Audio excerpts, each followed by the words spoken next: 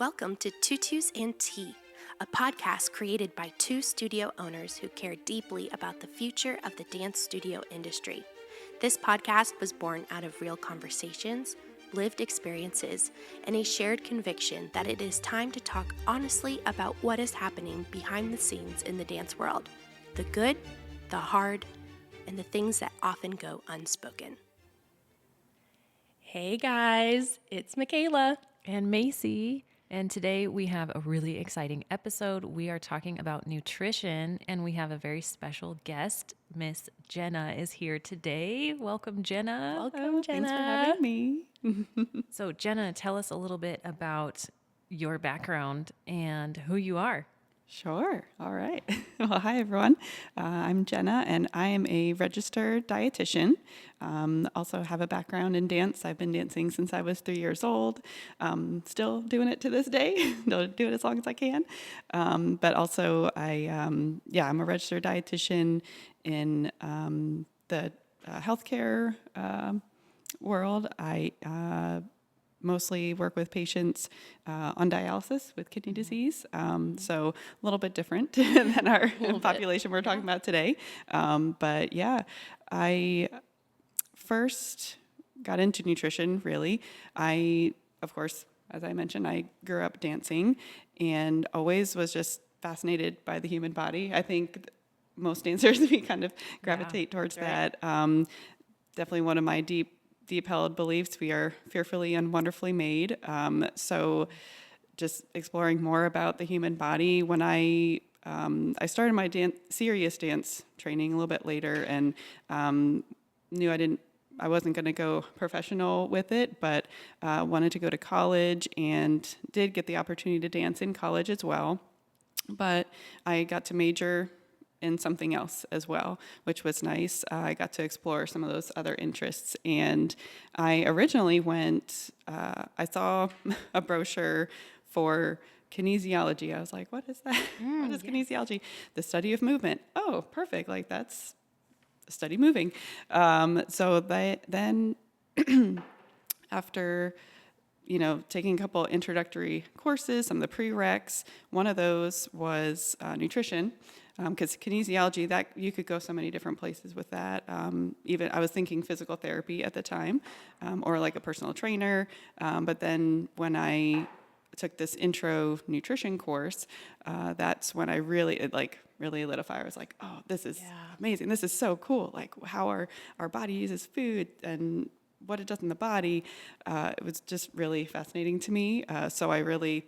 And in true dancer fashion, I was a little bit of an overachiever. I was like, I'm going to major in both nutrition and I think they changed the name from kinesiology to exercise science at the time. But just kind of blending those two together has really been something that's a passion of mine. And I also just really have a heart for helping others and serving others. So that's kind of how I got into the healthcare field. Yeah. So as a registered dietitian, you go through your schooling.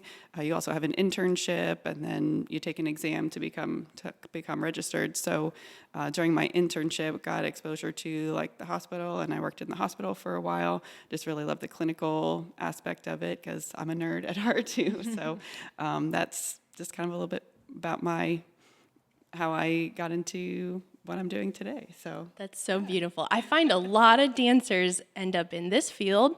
Yes. Or physical therapy. Yeah. It was like either or you're still a dance teacher and you never left. Yeah, absolutely. I want to, before we really dive in, because this is such a loaded topic and there's so much to talk about. Really. yeah. Wanted to play a little put your finger down game. So Love it. put a finger down.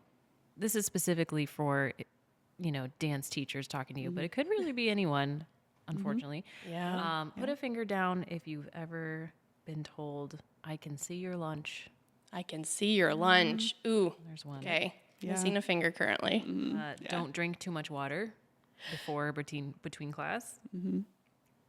Chew gum so you won't be hungry. Oops. Yeah.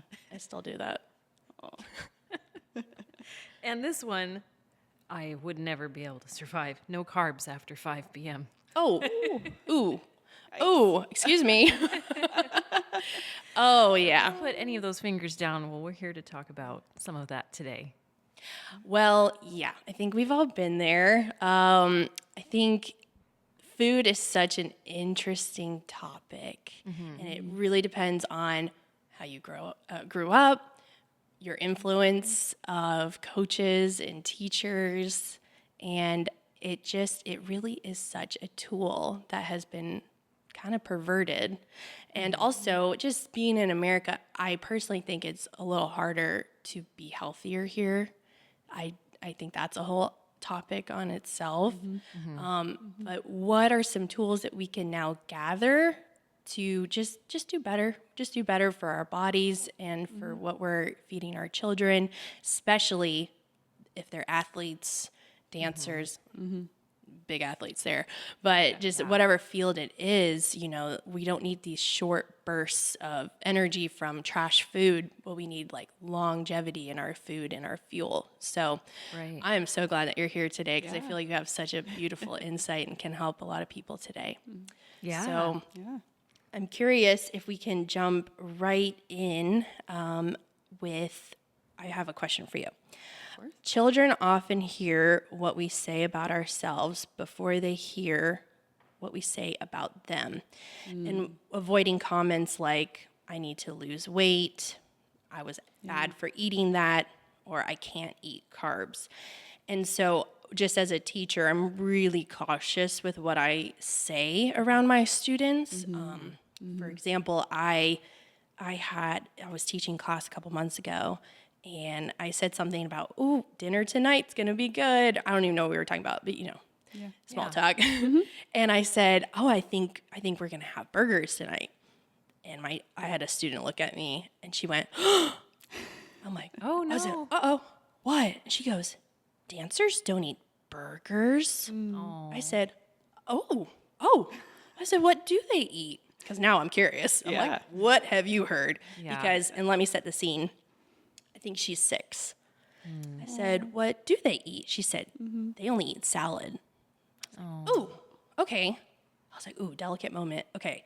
I said, "Yes, salad is so good for you, has so many, nutrients." And I just was like, yeah, absolutely. I said, but I was like, you can eat a burger because beef is good for you too. And I just tried to dance delicately. But my first thought was, who said that to you? I was like, no, you didn't hear that here. And what are we modeling? It's just, and I'm not, you shouldn't be just going out to Wendy's every day and, going crazy, but like a homemade burger, hey, that's amazing.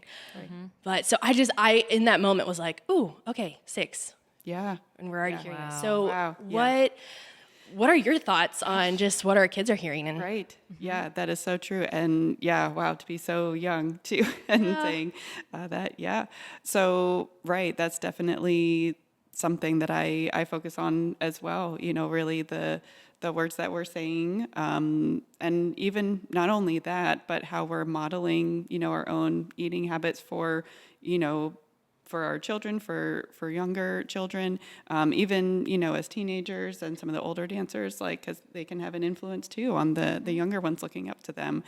So yeah, I would say definitely just being mindful of what words we are using, like you said, and really just food is so amazing. Yeah. It does so many things in the body, and there's such a wide variety of foods. Like that's one thing I really, really focus on is variety in moderation. Yes. Getting all the different food groups, because it's not. I mean, nutrition is important, right? It is important for our bodies, but it's not the most important. There's other aspects of food and what it does for our bodies. It's physically nourishing our body. It's providing the fuel. It's fueling our bodies no matter what we're doing, and especially if we're dancing and just very active, that's an important part. Nutrition is also it's there's so many different aspects to it. So it's emotional. It can be a spiritual thing. It can be cultural. We all come from different backgrounds and different types of foods. I grew up in Pennsylvania, and the foods that I ate growing up different from, here in Florida, and the different foods that are just part of different cultures or ethnicities. So there's just so many different ways to fuel our bodies. It's really kind of cool. There's so much freedom in that. And I think when we are talking about it and not, I don't like to think of it as, black and white or good or bad foods. It's really, our eating patterns. And there's so much nuance, to that, our own lived experiences and our history with food, and just really being mindful of, how we're talking about food with, especially younger kids. Oh, yeah. I love that. sure. And especially where you said that food is more than just the physical aspect. It's emotional. Yeah. It's, it affects your mindset. And I guess your mindset also affects the food. Yeah. I wanted to ask a question to both of you of why does food and our body image feel so emotionally and mentally loaded, specifically in the dance world? And that could apply to people who are not in dance too, but I think it really has a spotlight Right. in dance. Yeah. I think that so growing up dancing was a little different than nowadays. I think as teachers and studio owners, we're a little more cautious with our words because we lived the opposite of what we are modeling.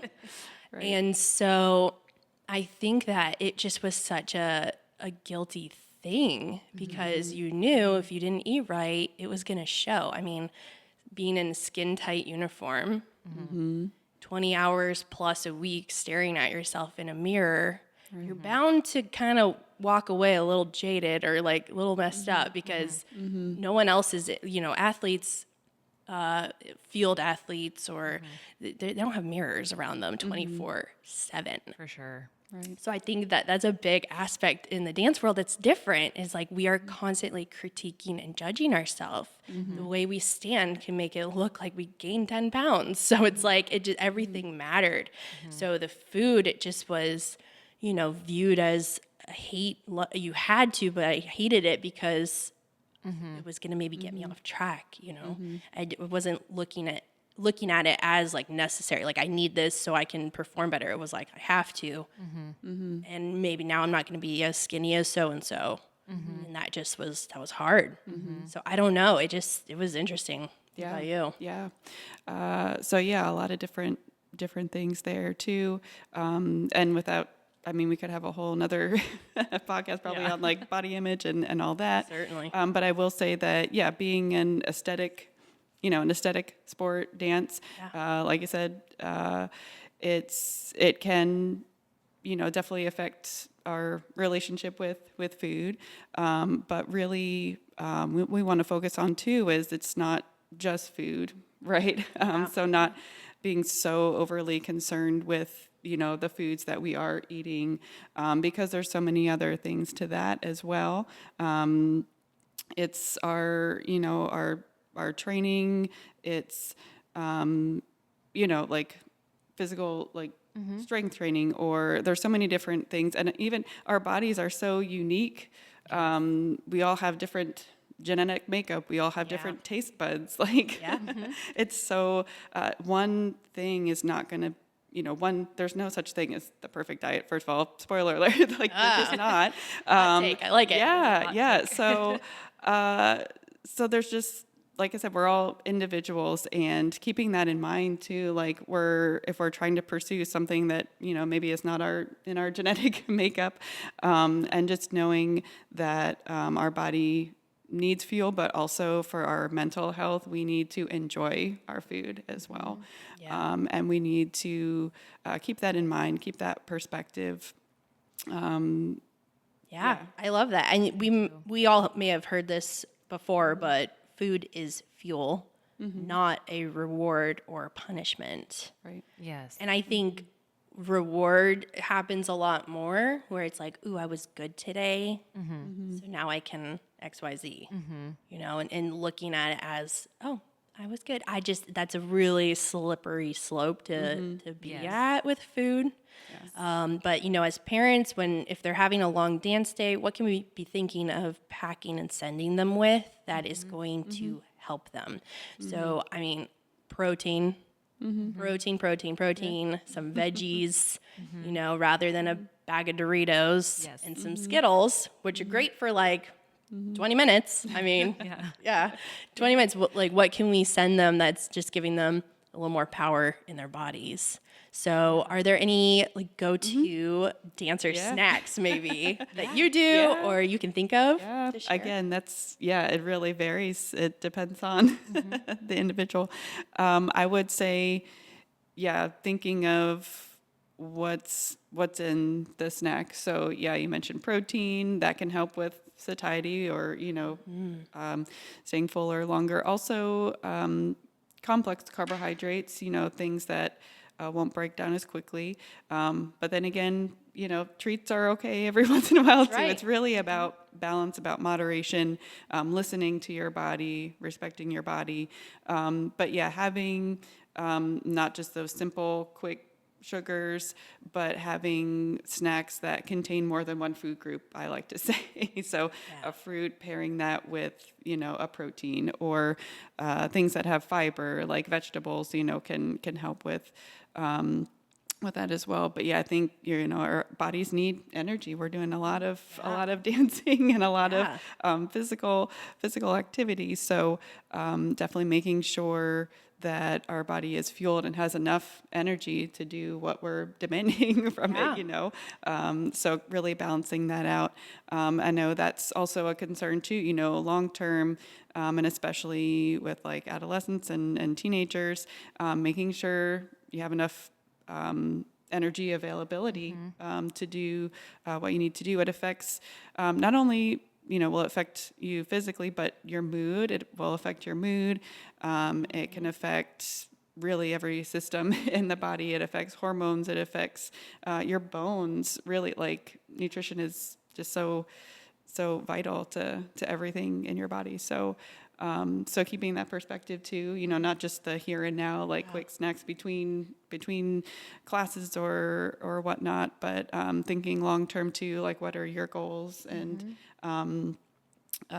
just going beyond just that.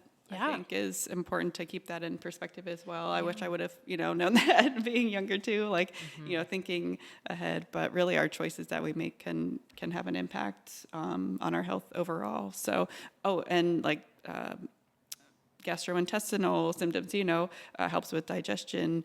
The choices that we make can have an impact there too. So like I said, having fiber in the diet, fruits and vegetables, having protein to help our muscles stay strong. There's just so many different great things that food does for the body. So besides, the aesthetic part. So For sure. Yeah. I love that you said, listen to your body. I think a lot of times, and specifically with dancers, we've learned to tune that out because we're so focused on the other things that are on our priority list. So what would you say if we aren't really sure where to start, but we know something is off? I'm crashing in rehearsals, or my muscles are super sore and I don't know what to do. Even if I stretch, roll out. What would you say is maybe like one or two things you can start listening to your body if you're new to that and maybe aren't sure like where to start? Yeah. And we can, I know I have different, resources we can go to for, solid nutrition advice, especially for athletes or for dancers. I would say what I more had in mind was like listening to your body, and what I like to start with is, hunger and fullness cues, really paying attention to that. And that can help, especially during a long day of rehearsals or something like that, really paying attention, to when you're hungry, and then when you are refueling, when you're full.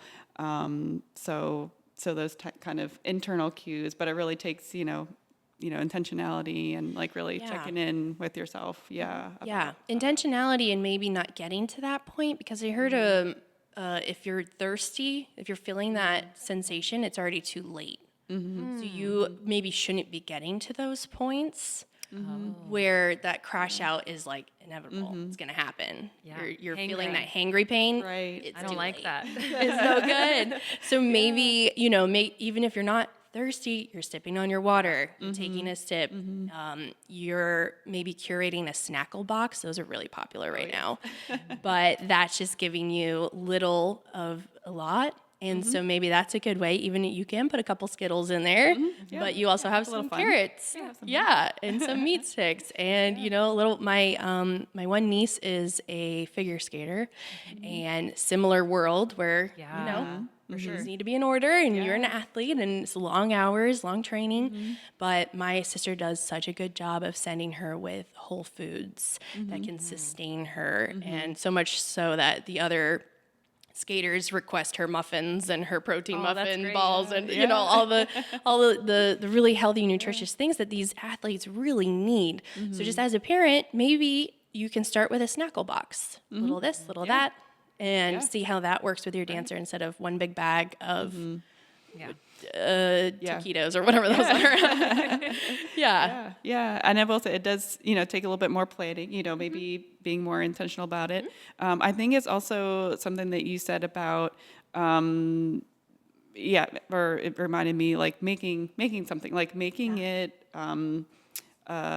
something that you enjoy doing together. Like, Yes. I have a daughter and we like to be in the kitchen, making muffins or cooking. Like that can be, a bonding experience. And also you can model like, healthy eating and relationship with food. So that's also key to involving, not just, sending things or just involving, your child or the student in that process. Helping to educate them. Yeah, and that gives them, life skills, cooking, as they grow up. So that's really important and can be important for a relationship with food too. Is there's joy. Well, at least I find joy in cooking and finding different recipes and different ways to make healthful food. So yeah, that's just another aspect of it too. I love that. I think Yeah. that would be such a good goal. And I know every family is different, schedule, family dynamic. absolutely. It's all different. But if you can just carve out even like one night a week or on a weekend. Yeah, whatever works for your Yeah. family. Yeah. What are your thoughts? I know it's such a variety. What are your thoughts on like meal prepping? I guess I have a few things of like this or that. Sure. That would be a better choice. Like caffeine versus energy drinks. They're both caffeine. right. They both can be not great. I'm here sipping my caffeine, my coffee right now.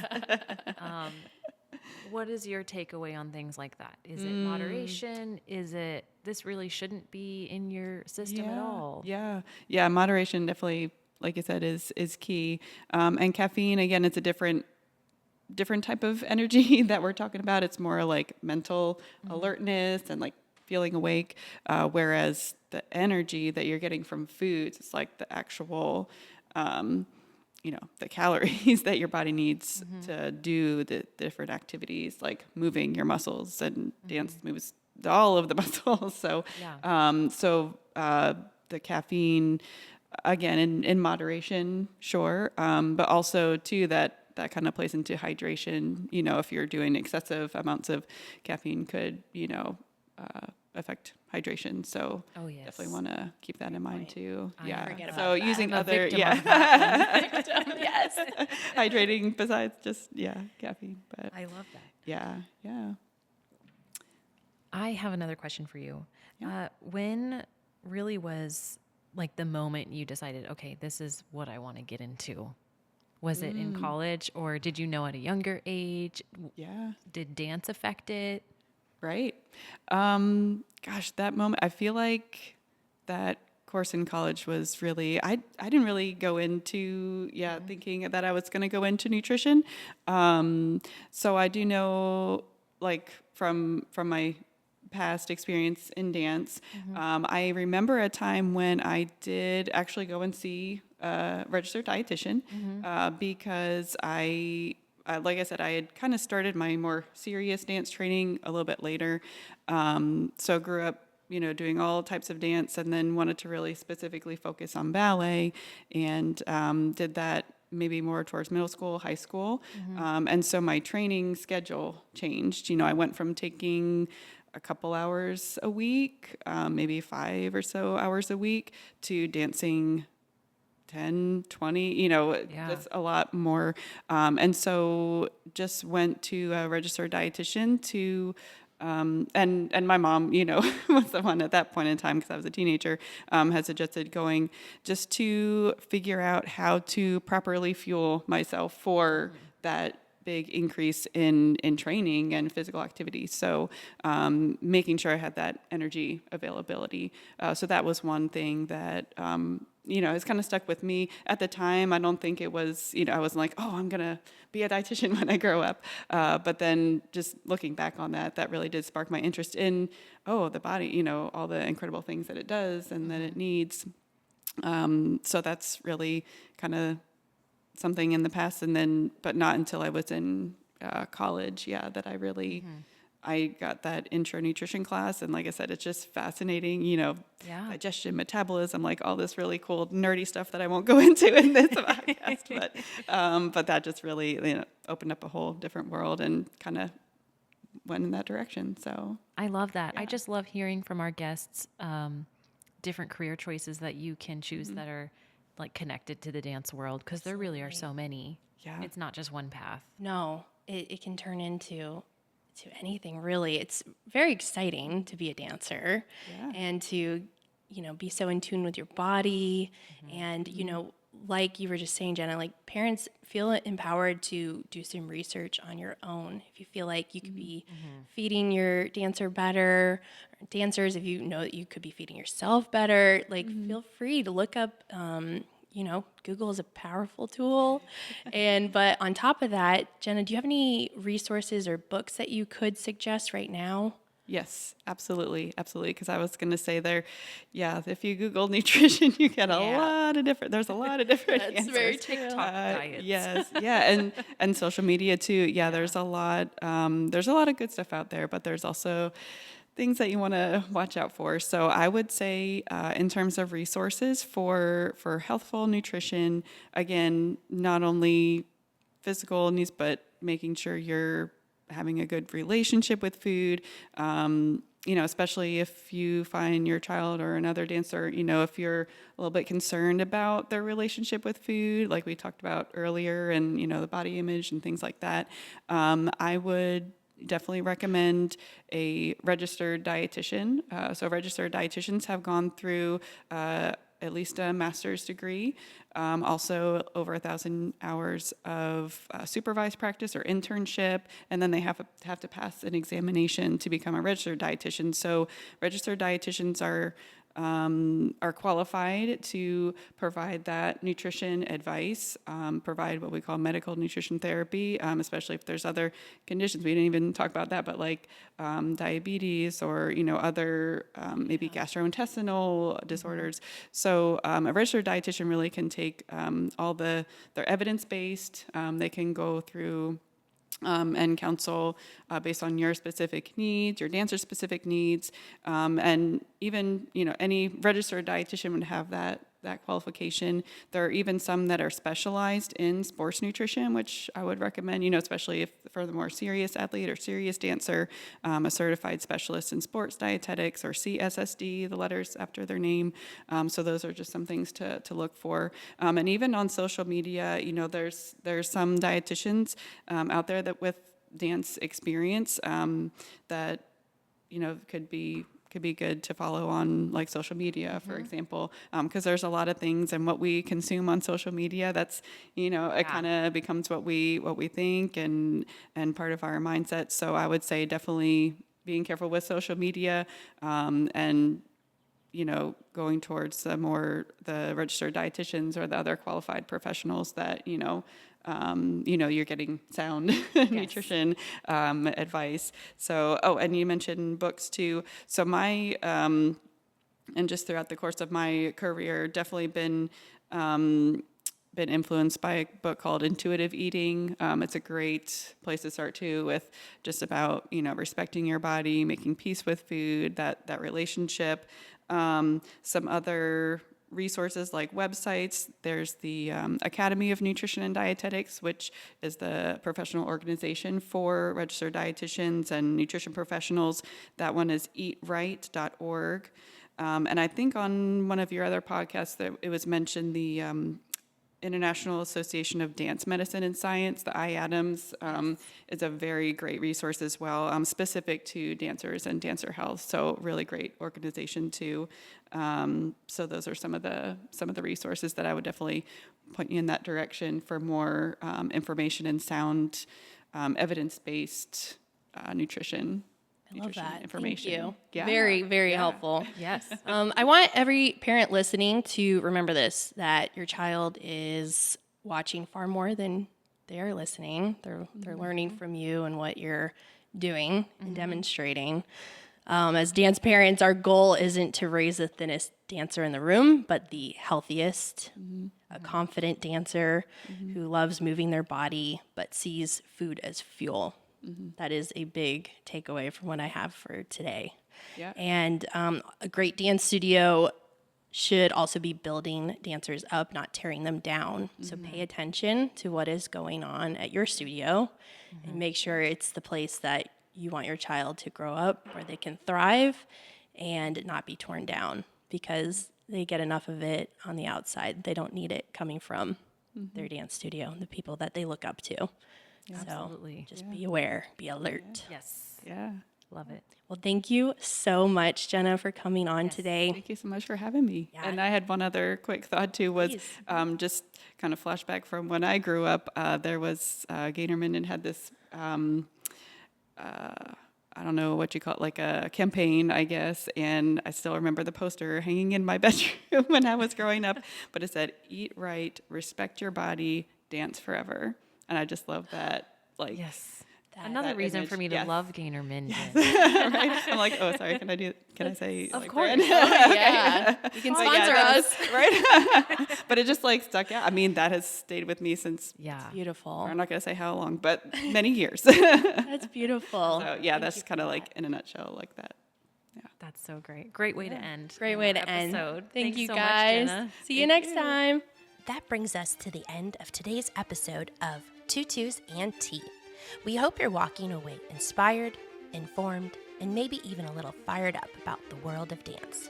If you love this episode, don't forget to subscribe so you never miss a conversation. You can also watch and listen to us over on YouTube. And be sure to follow along on Instagram at Tutus and Tea with Macy and Michaela for behind-the-scenes moments, updates, and a little extra tea in between episodes. We'll see you next time.